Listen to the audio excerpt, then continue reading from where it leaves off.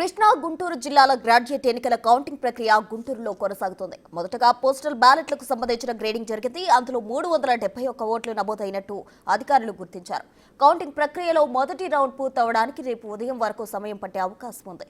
మరిన్ని వివరాలు మా ప్రతినిధి సాయి అందిస్తారు.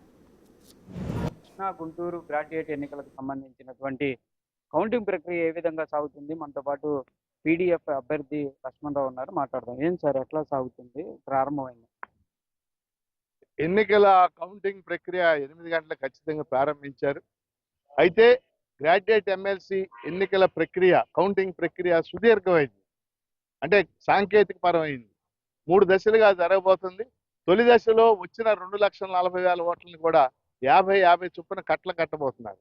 ఇది బహుశా సాయంత్రం 4 దాకా పట్టొచ్చు. రెండవ దశలో ఈ ఓట్లన్నిటినీ కూడా, ఈ కట్టలన్నిటినీ కూడా వ్యాలిడ్, ఇన్వాలిడ్, ఏవి వ్యాలిడ్గా ఉన్నాయి, ఏవి ఇన్వాలిడ్గా ఉన్నాయి అది నిర్ధారిస్తారు. బహుశా అది ఎక్కువ టైము పట్టేటటువంటి అవకాశం ఉంది, తెల్లారితోటి. ఇక మూడో దశలో మాత్రమే ఒరిజినల్గా ఈ ఓట్లు పోలైనటువంటి వ్యాలిడ్ ఓట్స్ ఎవరికి ఎన్ని వస్తున్నాయి అనేది మూడో దశలో నిర్ధారిస్తారు. కాబట్టి ఇది సుదీర్ఘమైన ప్రక్రియ కాబట్టి రేపు ఉదయం దాకా 10-12 దాకా ఫస్ట్ ట్రెండ్స్ రాకపోవచ్చు, అప్పటికి తెలియటానికి ఛాన్స్.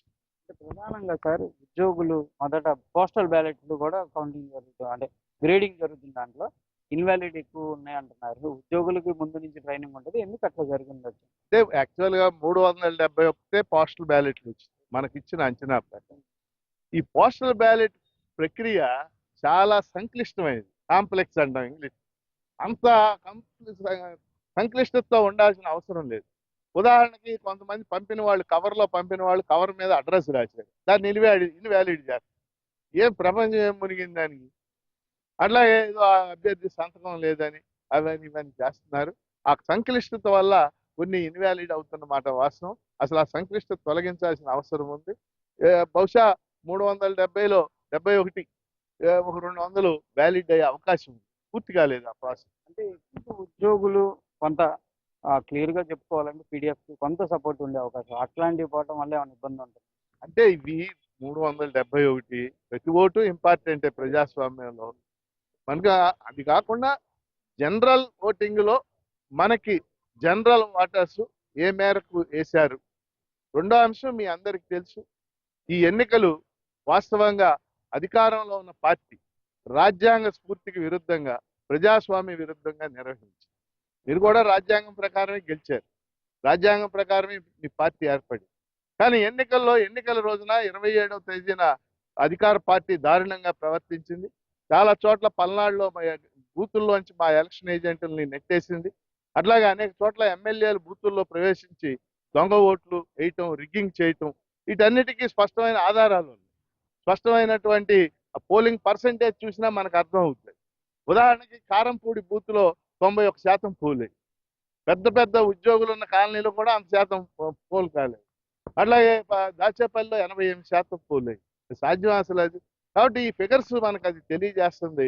ఆ రకమైనటువంటి వాళ్ళు దారుణాలకు పాల్పడ్డారు. అయినప్పటికీ 2 జిల్లాల్లో ఉన్నటువంటి ఉద్యోగులు, ఉపాధ్యాయులు, పెన్షనర్లు, నిరుద్యోగులు, రైతాంగం కూడా, నన్ను అభిమానించే రైతాంగం, వీళ్ళందరూ కూడా నాకు పెద్ద ఎత్తున సాధారణ ఓట్లన్నీ వేశారని భావిస్తున్నాను. ఆ ఓట్ల సహకారంతో నేను గెలుస్తానని కూడా భావిస్తున్నాను.